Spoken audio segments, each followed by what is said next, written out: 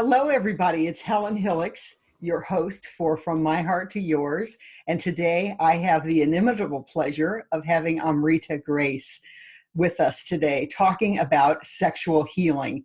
And she has worked for many years with Caroline Muir in the women's sexual empowerment business, legacy and passion, helping all women to find pleasure in sexuality and find themselves. And a particular focus for Amrita is women's sexual healing.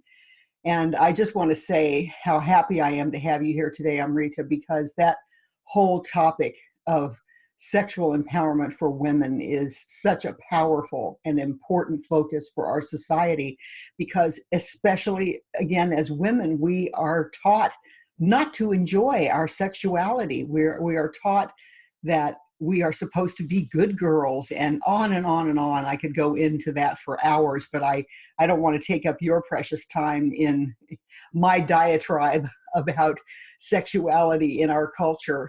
But I do want to put in a plug for the series that I'm doing, which will probably come out about the same time, which is Sex and Spirituality, Passionate Intimacy Without Shame. And it's such a passionate focus for me because of my own personal history. And we're going to hear about Amrita's personal story today. Not only the 35 years of working with clients, but also my own personal story of being raised in the sexual revolution and all of the crazy things that I did and all the crazy things that happened that made me feel ashamed of myself and made me feel ashamed of my sexuality. So I want to just dive right in with Amrita and have you tell us a little bit more about your training and history, and then about focusing on the women's sexual healing. I can't wait to hear what you have to say. Well, thank you, Helen. I'm really delighted to be here with you. And this is such an important topic that we're working with today. And it's one that really needs to get out there. So I'm grateful to you for the interview and the opportunity to speak more about this. Well, I'm so delighted to have you. Thank you for coming. Yes, you're welcome. You're welcome. So tell us about your training and then dive into your story, because I know it's going to be fascinating. Sure. Okay. As far as my training, I'm certified as a spiritual sexual educator. I am an award-winning best-selling author. One of my books is, my award-winning book is called Reclaiming Aphrodite, The Journey to Sexual Wholeness. And it is really an incredible healing journey, one that I also took myself. My second book is called Dancing with Breast Cancer, The Sacred Feminine Path to Wholeness. And that is also about another healing journey that I took myself and how others can take it in really positive, life-affirming ways.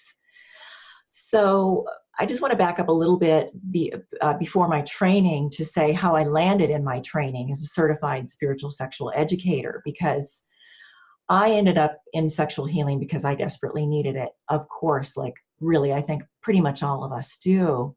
Yes. And like so many women, I was sexually abused as a child in my own home. And the way that manifested for me was as sexual addiction. And that was my own diagnosis. I diagnosed myself as a sex addict. But it took me 20 years of acting out sexually to get to that place of recognizing or being willing to admit to and address this issue within myself. And that really didn't happen until I was in my early 30s. So yeah, so these last couple of decades plus have been an incredible journey for me of healing, of learning, and of preparing myself to be really a visionary and leader in the feminine sexual empowerment movement. And it's what it's brought me has been phenomenal. It's the healing work that I did. Go ahead. Well, I'm so in resonance, Yes. In 1987, I think it was 86 or 87, I diagnosed myself as a sex addict.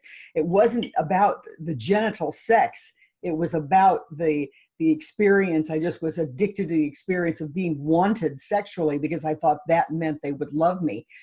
So I'm in resonance with that. And I wanted to say just a minute about how it's all about the imbalance, the being out of alignment, because, it can be called sex addiction on one side, and it can be called, sexual healing on the other side. And it's all about, the motivation and the being out of balance with it. I don't know, that just struck me and excited me. I'm already excited. Yes.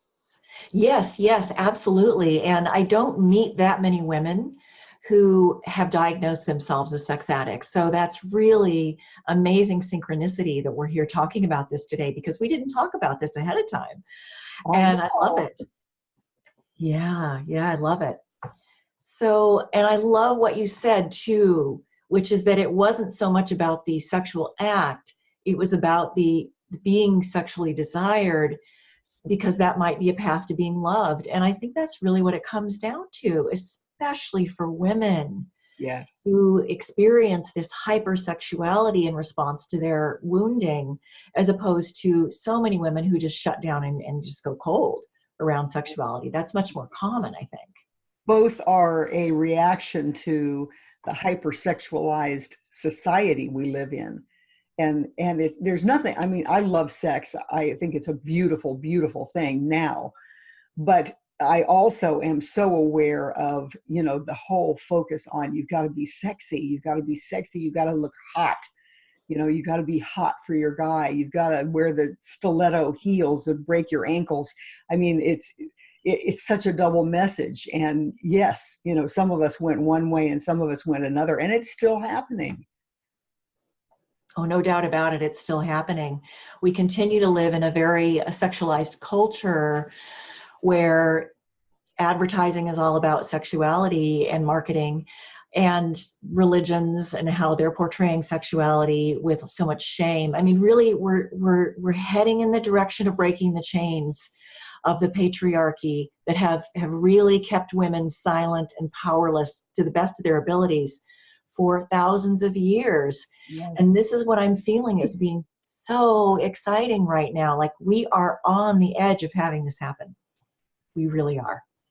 And thanks to people like you, I mean, many, many people. I mean, it's political, it's, it's everywhere, but, you're one of the groundbreakers, and I appreciate that about you. I'm definitely leading the charge, and that is really my desire. And what so many paths of personal development and self-development are missing are the lower chakra pieces, the first and second chakras, the lower part of the body, the pelvic region.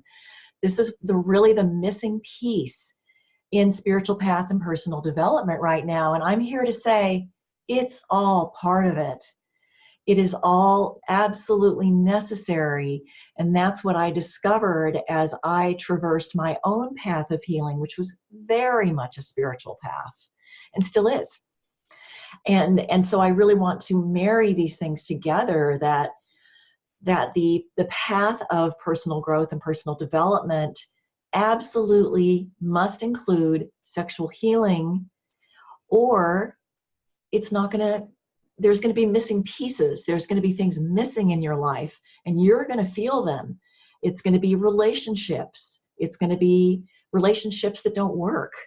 It's going to be financial abundance. Yeah, I'm sorry to interrupt you, but can you tell me? No, go ahead. Sexual healing. How do you define that, and what does it look like?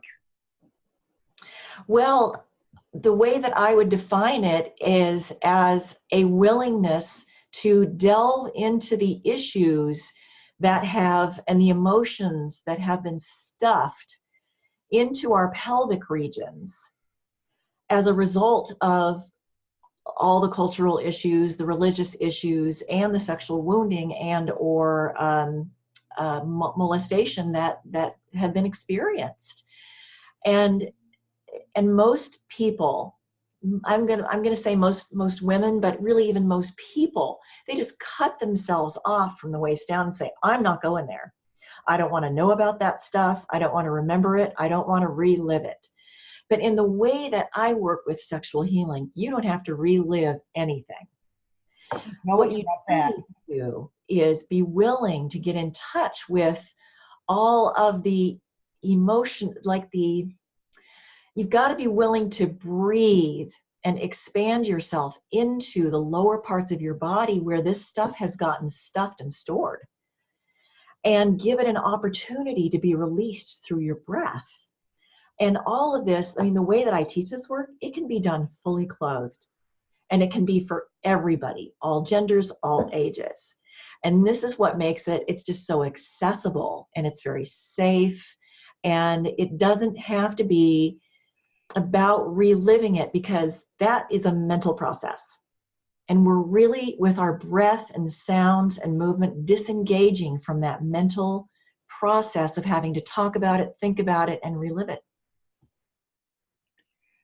So you have a developed series of exercises that you take people through that help to release the energy that is trapped in their genital pelvic area. I sure do. I sure do. And this process was originally developed by Caroline Muir. And from her almost 40 years of history in the realms of Tantra, yoga, and sacred sexuality, and she developed this fully clothed work. And I'm taking it forward really for the next generation and beyond. And it's done in groups of 3, which makes it very safe, so that you've got 2 people that are holding space for you, who are holding presence for you. And there's just an incredible opportunity to be in this role of receiving that we as women especially so rarely have the opportunity to be in. And it can be a very scary place, because when we're receiving, we have an opportunity to surrender. When we're giving or doing, we're in control. And that's a safe place.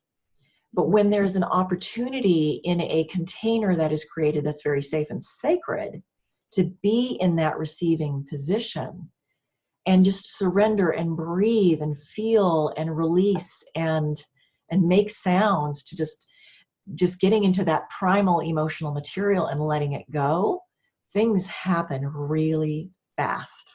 I love that. And, the idea of especially the woman as the receiver, is also, I mean, there's nothing wrong with that. When we are in sexual union and, having intercourse, we are receiving the man's energy into our bodies.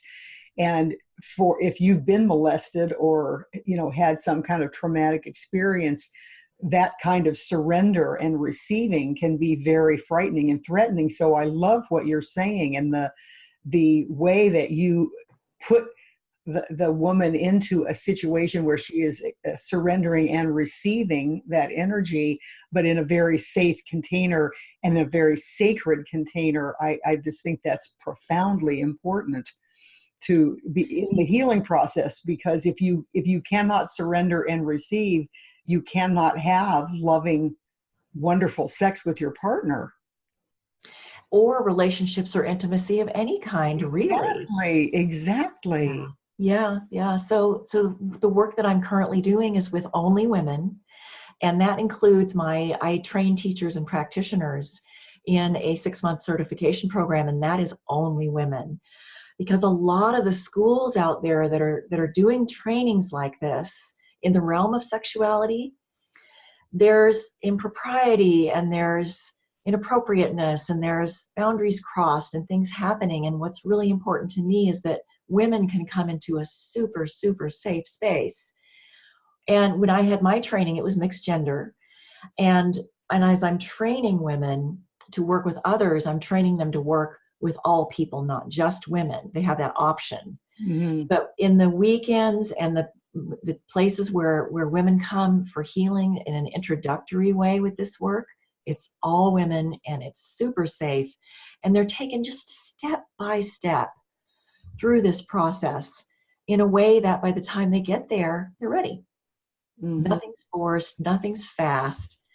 But when they get there, the release that can happen and what they can reclaim for themselves it's indescribable. It's massive. That's so exciting, Amrita. That is so exciting and so needed. I'm just so excited to meet you and to know about this work. Can you dive into your own story a little bit more? You know, you said that you were molested as a child and that you went through a spiritual healing. Would you please describe some of that and how that led you to, I assume, meeting Caroline? And Yeah, absolutely. Absolutely. Before I get into that, I just want to say the name of this body of work. It's called Sacred Sexual Awakening and Healing. Sacred And Sexual Sacred Sexual Awakening Healing. Awakening and Healing. Yeah, yeah. Just such a beautiful, beautiful name, and says just what it is, because with the healing comes the awakening, and that's just as important. So as far as my own story, I mentioned that I was molested as a child. That was between the ages of 5 and 10, and by my stepfather who lived in the home. And my mom was not aware of it. My 1 year younger sister was molested along with me.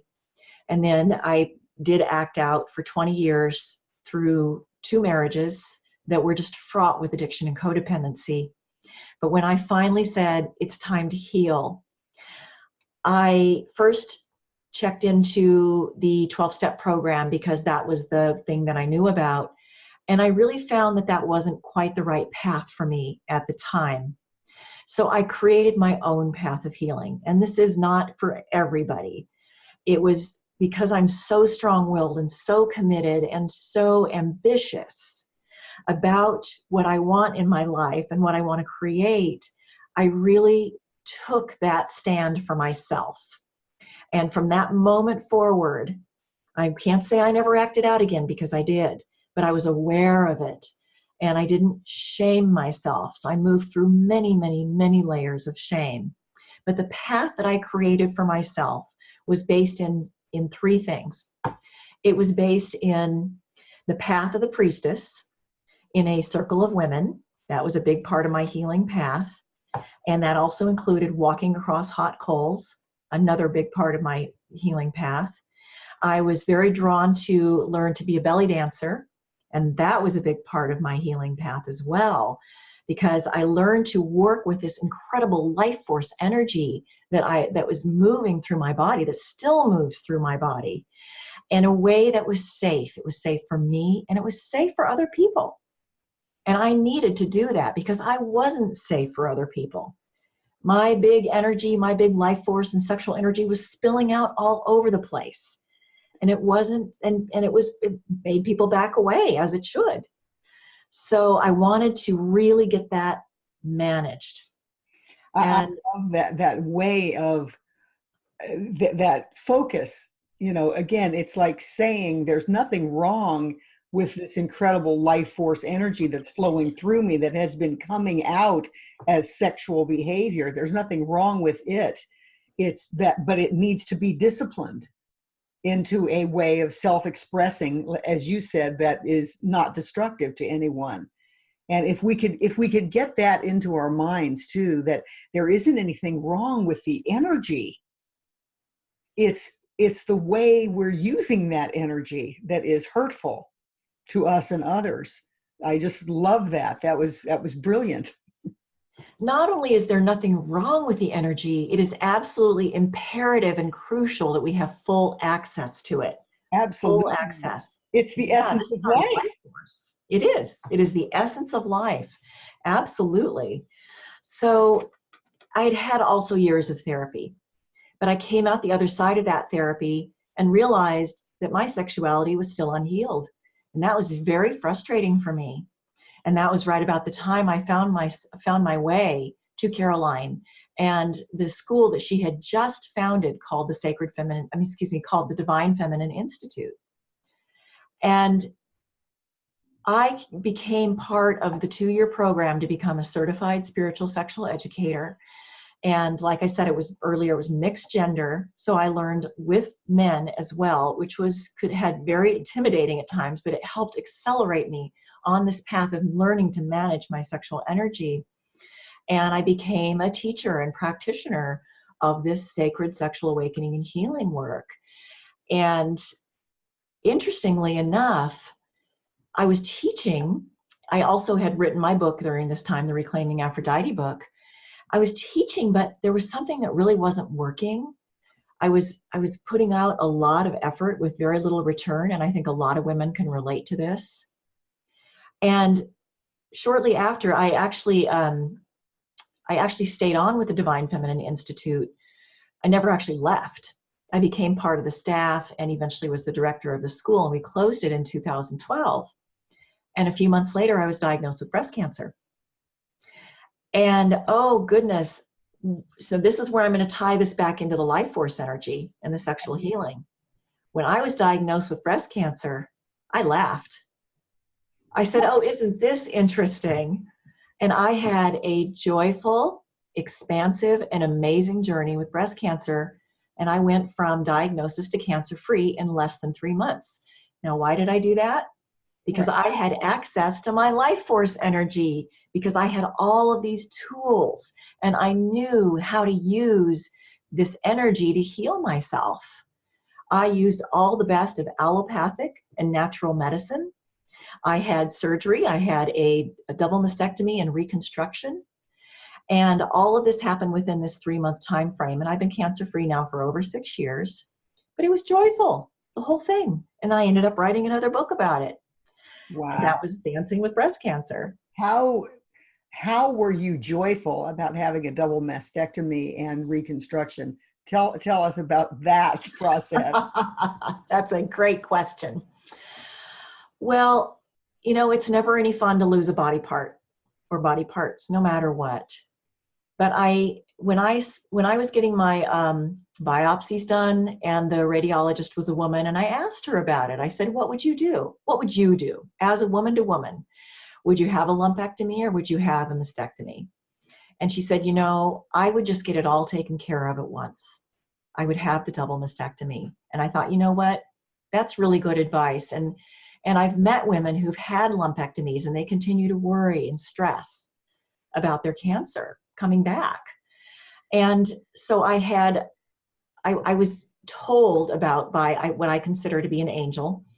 I was told about a procedure for reconstruction where they use your belly fat to make new breasts instead of implants. And I said, that is exactly what I want. And that is what I was able to have. It was a 14-hour surgery. And I ended up with what I call my new little girls. And they're smaller. The doctor said, the plastic surgeon said, now they're going to be smaller. This is a man, right? Is that going to be okay? And I said, yes, that's going to be just fine. You know, it's so interesting too. I don't know why it reminds me of the difference between sex addiction and sacred sexuality is just the reconstruction, reusing of that same life force energy. And I love the metaphor of using the belly fat to make the breasts. It's kind of the same thing, just shifting the energy a little bit into a different place. Yes, very much so. Shifting the energy a little bit into a different place. A lot of women don't choose this or don't know about it because you end up with a hip to hip scar and from where they take the belly fat.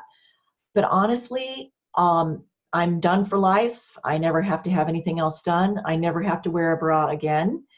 And, the only way that I know, and sometimes it still surprises me that I had breast cancer, was when I look in the mirror and see the scars. Mm-hmm. Because I never acted like a breast cancer patient. And I tie all of this back to my sexual healing and my willingness to take that journey to free up that life force energy and transform it into something magical. And also throughout this time, I attracted to myself an amazing partner and beloved relationship and husband. And I want to say something else about that. It sounds like you're saying that part of the joyfulness was surrendering to the process and aligning with the process of having breast cancer, just the journey of it, that you surrendered and aligned with that journey and didn't fight and, deny, and I don't know, that's the feeling I have about it. Is that accurate? That because that kind of flows into your whole uh, attitude about, that surrender, receiving into a safe place, and the trust of the universe. I love that you pulled this thread, because that's exactly right. And it's easy for me to be flip and say I had a joyful breast cancer journey, but there were some factors involved in that. And one of them was I had no regrets. And I really realized at that time that people who have regrets when they're up against a life-threatening illness, that's a tough place to be in. But I had none. Mm-hmm. And also, I had a very strong sense of why I had received this diagnosis. And that, in a simple way to put that, is that there was something that wasn't working, and I tried to shift it, and I was unsuccessful in shifting it. This was instant permission to let it go. And I alluded to this earlier when I said I was teaching workshops, but I was really not getting back what I was putting out. Mm-hmm. And I was aware of it, trying my hardest to shift it. It wasn't shifting, and breast cancer said, boom, you get to stop now and really be with this, and really shift that pattern now and be very conscious and aware of it. So I took that time, and it wasn't just the 3 months. I actually stopped what I was doing for the next few years to integrate this lesson. And instead of deciding what I wanted and going after it, to really be in a more receptive place of, what universe is it that you want from me? What does my soul want from me?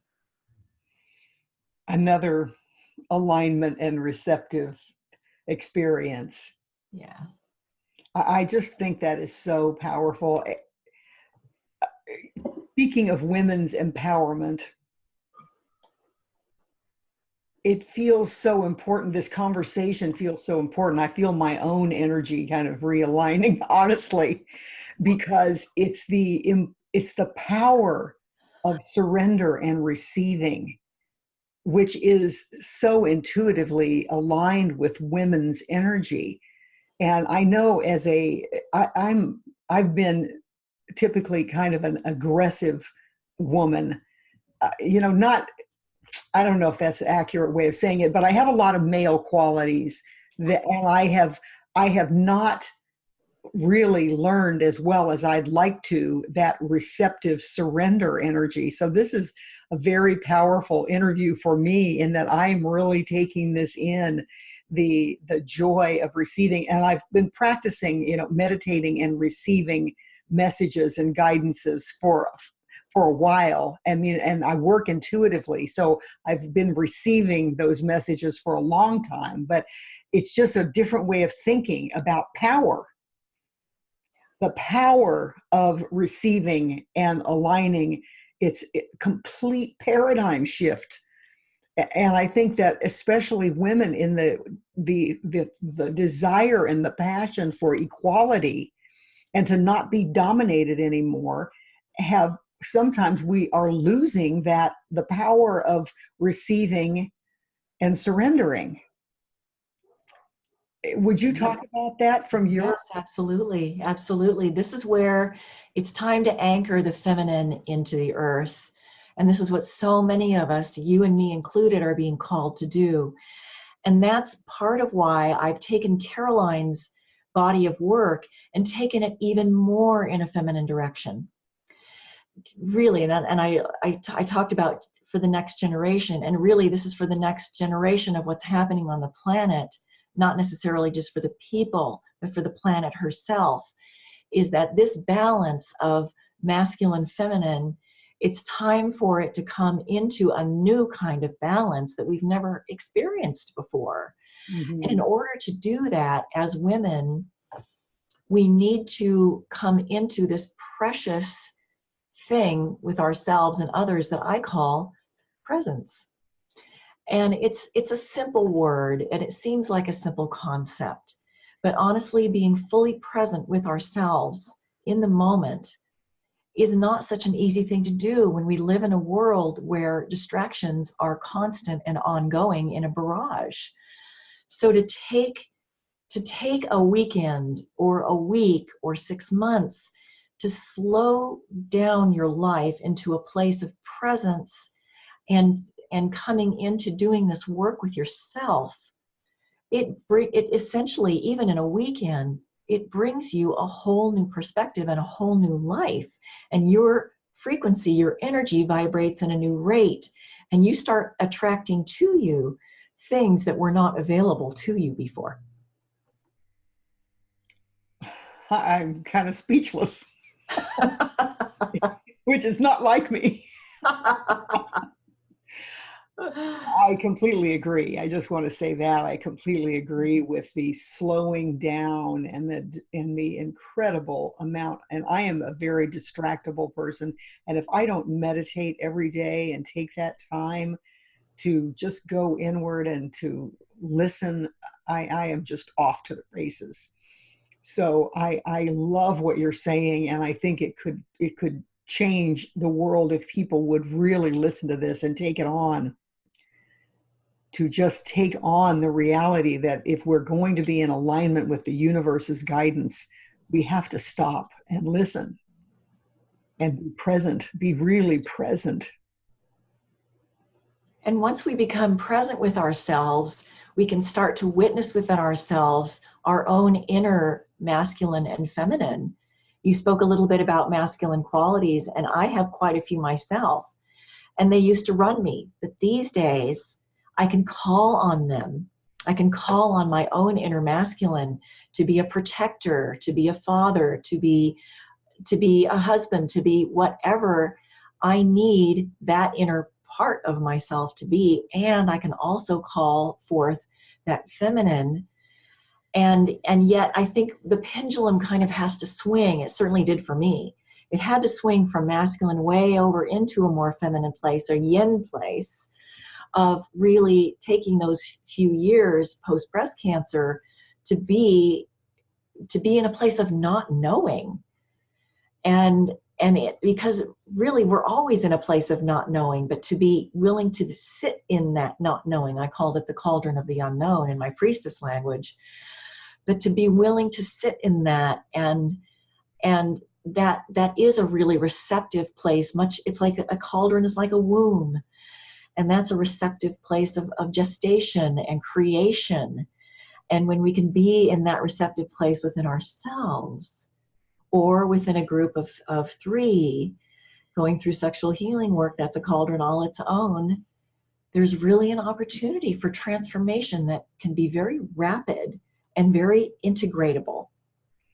I love that. You know, I just went to and this is going to sound like a complete non sequitur, but just bear with me for a second. I just went to a weekend, well, not a weekend, a 2-day workshop about marketing and entrepreneurship.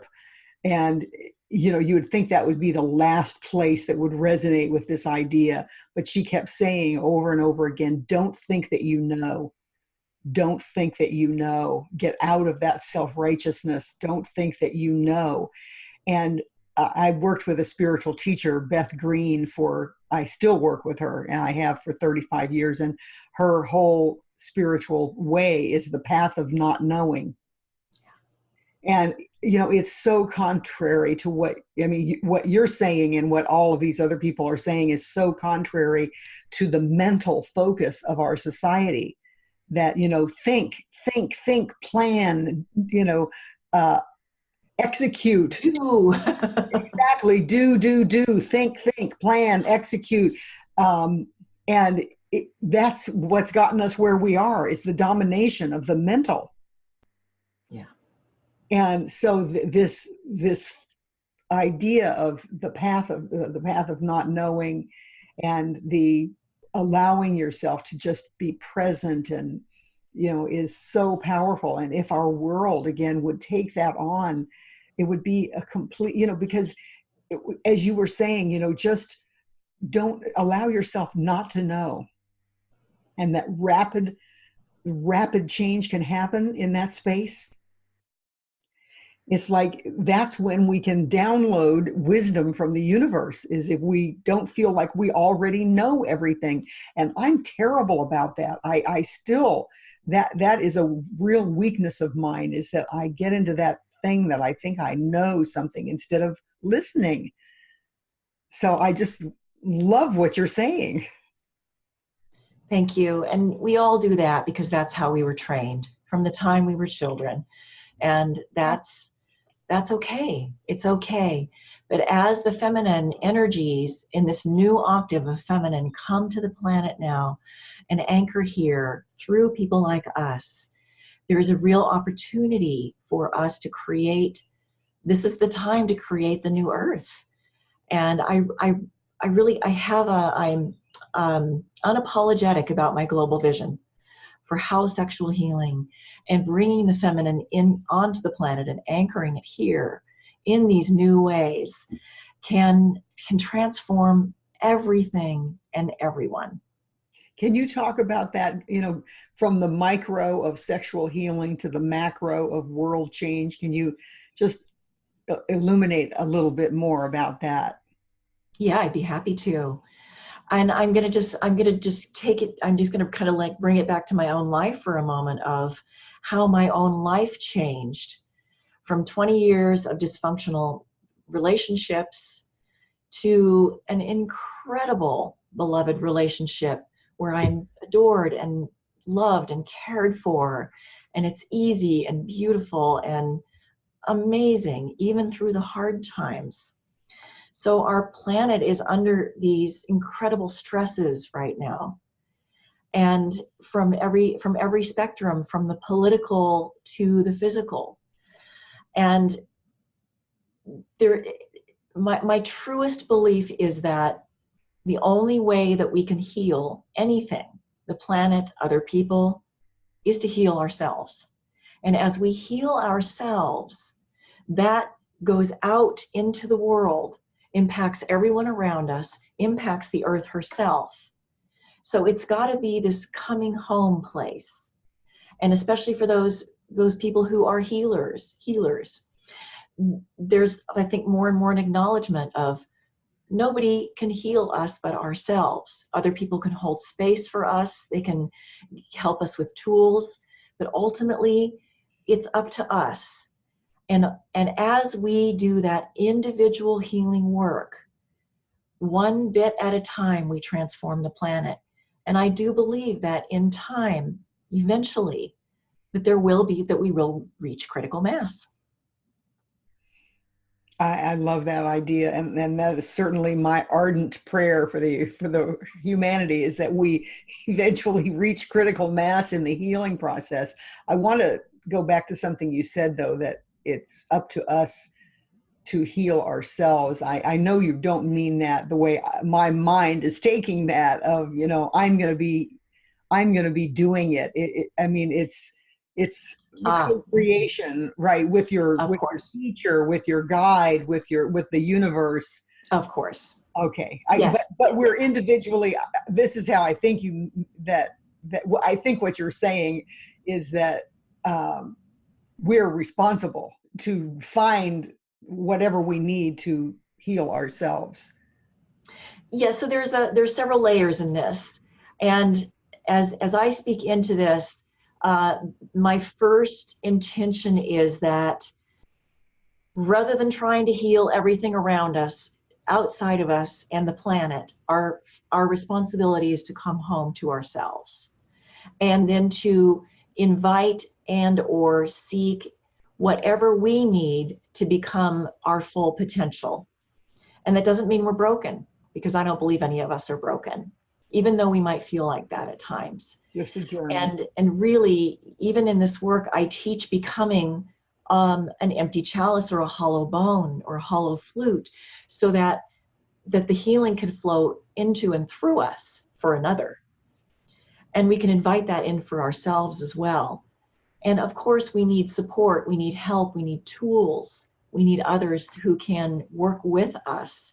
But ultimately, yes, it is our responsibility to come into ourselves first, and then be able to give from a place of overflow, rather than empty. Absolutely. Absolutely. So I really appreciate that too, that cycle of the chi flowing through us to others, because I think it's, again, especially since we are women and we're talking about women's sexual healing primarily, although I don't want to dismiss the idea that men are desperately in need of sexual healing as well, and many men have been traumatized sexually and in other ways, and that it's certainly just as profoundly important for men to have sexual healing as for women. But I think the idea that, and I think this is equally important for men, this particular thought that's coming through me is that we think of ourselves as giving, and especially women are, thought of as the givers until we deplete ourselves. And it's really, again, it can't be true, because the life force energy is flowing through us always. But if we don't use it properly, we will be depleted. But I just think it's another paradigm shift, that the energy, the life force energy, is actually always accessible, right? Right. It's what we're doing with it that can be out of balance. Well, I would say it's always available. It may not always be accessible because it may be shut down and trapped. And really, that's where the sexual healing work comes in. And this work is for people of all genders. And that's where I'm taking it into the next generation. It's really not just men and women anymore. It's people who identify on a spectrum of gender, and this work is for all of them. So that's why I'm training teachers and practitioners to work with all genders, even though the trainings themselves are only for women, because we all need this. I mean, even my husband had experience with his own sexual wounding and abuse as a teenager, and so many men this is true for. But really, we all need it because of our culture, because of religions, and because of thousands of years of shaming and calling the feminine evil and sinful. Can you talk a little more about that?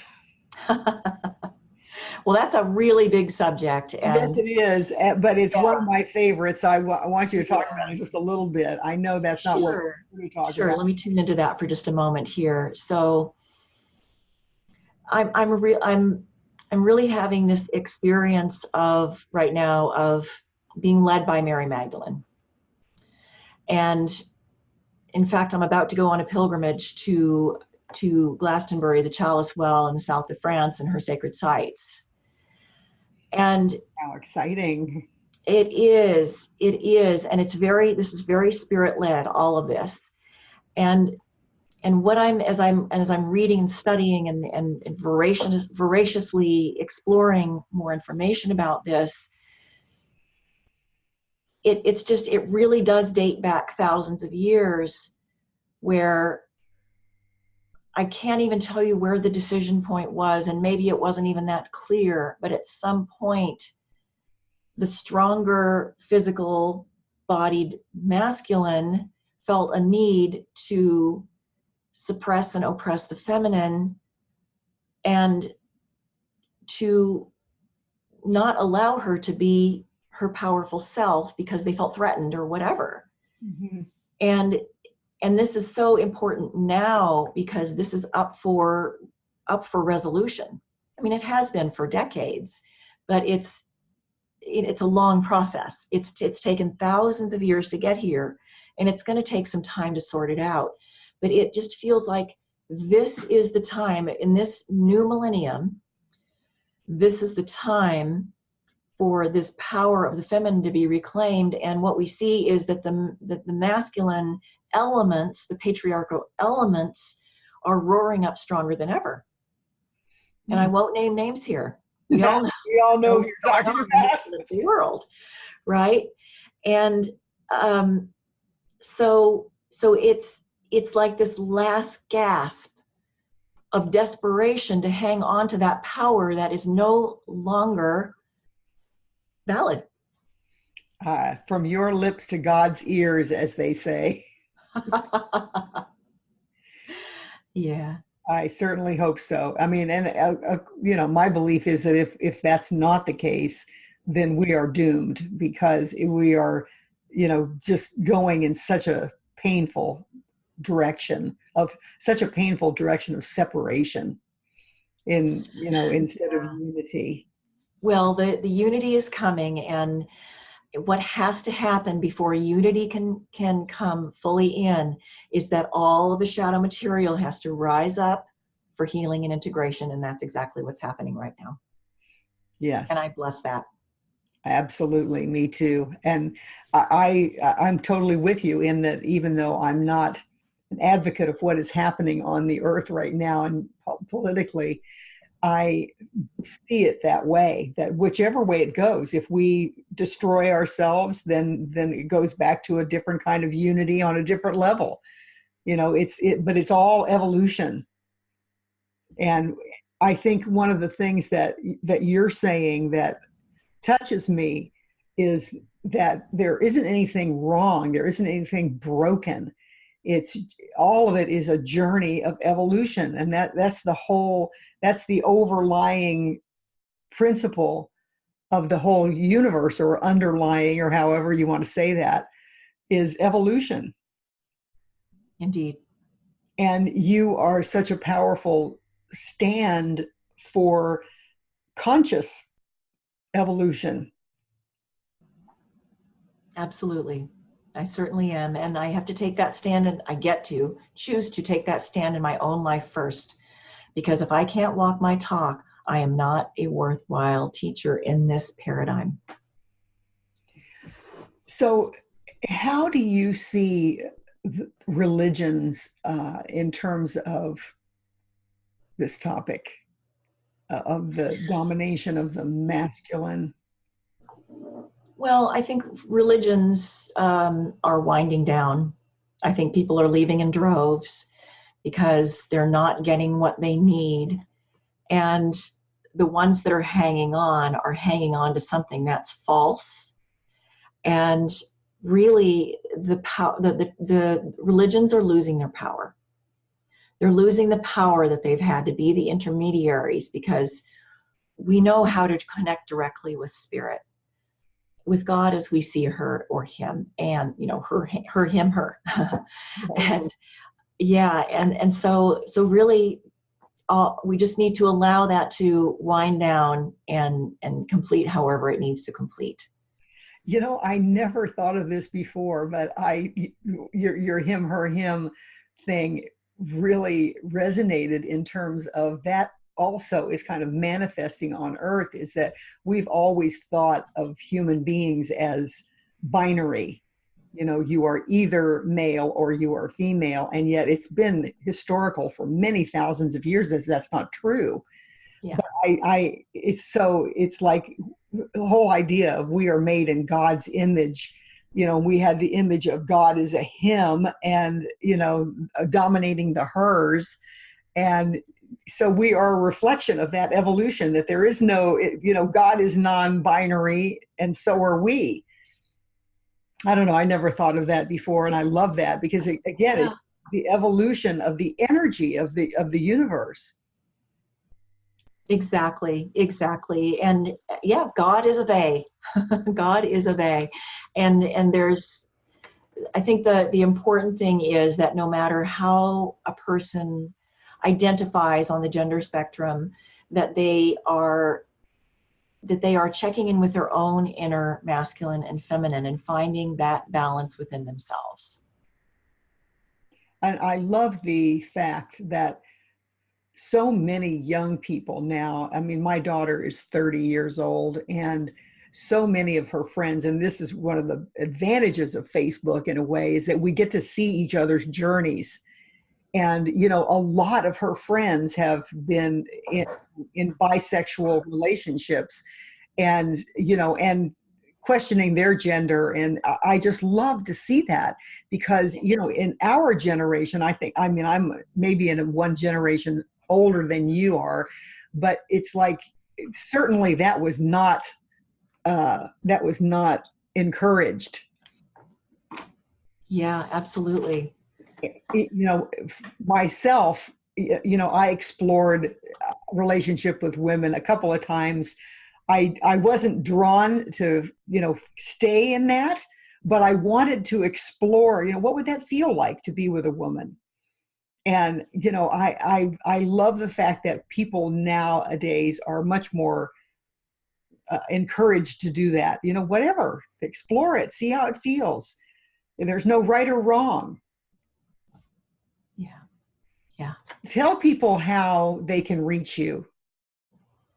Absolutely. So I've got two websites. One of them is my personal website, my author website, if you will, and that's amritagrace.com. And the other is the website for the Sacred Feminine Mystery School, which I co-founded with Caroline Muir. And that's where you'll find my upcoming events. And I've got introductory weekends, a week-long retreat next year with Caroline in the Netherlands, and the 6-month teacher training, which the next one begins in early November. So that's sacredfeminischool.com. I love My that. books can be found on Amazon. My award-winning best-selling book, Reclaiming Aphrodite: The Journey to Sexual Wholeness, is available in print, on Kindle, and on Audible in my own voice. And Dancing with Breast Cancer: The Sacred Feminine Path to Wholeness is on Kindle. So I just can't tell you how much I've enjoyed talking to you today. And I want to give you a chance to summarize in your own words, there are a few takeaways you want to leave the audience with. Yes. So this is really simple. And I like tools that are simple and powerful. Stop, breathe, and feel yourself. Really take 30 seconds once a day, or however many times a day you'd like to, and just stop what you're doing. Close your eyes, tune into your body and your breath, and feel what's happening in your body. And it might take some practice, but just feel what's happening in your body, what's moving in your body. This is what we call embodiment, being with and being in your body. And there's just so much going on up here because we're so brilliant and we have a lot that we're doing, that we're up to. But our bodies, this is what we're doing here on the planet right now. We're doing bodies, embodiment. And it's a great way to really tune in to our Earth Mother, is through our feet. And that's going to take you right into your own body and her body, which are very mutually dependent. I love that. And, I have an app on my Apple Watch. I didn't install it. It just came with it, I think. But it's Breathe. And every now and then it'll, you tap and it, makes these little vibrations of, inhaling, exhaling. And it completely changes me when I take that 1 minute. And I'm so glad you chose that to leave the audience with, because that 1 minute or 30 seconds, as you're saying, of connecting to yourself and your breath completely clears out the cobwebs and, things that you were thinking, shift in that 30 seconds. And I know that relates back to, I just want to plug your work again. I know that relates back to how quickly people can heal through the use of breath and embodiment and being in a safe place with a safe and trained guide, as yourself. So I also want to say that, that if you're interested, please contact Amrita. And, we all need this. We all need this. The earth needs this. And I'm so grateful to you for coming on this morning, even though I messed up the appointment time. You were so generous in accommodating me. And I thank you so much, Amrita. It was really a deep pleasure for me. And I learned a lot from you. And I know the audience is going to love you. So thank you so much. And thank you as well, Helen. It was a really wonderful conversation for me as well. When I get asked questions that bring my passion forward, I absolutely love it, and my life force. I absolutely loved this conversation, and thank you so much for inviting me to be part of it. And I just wish you, you and all of the listeners, many blessings. Thank you so much.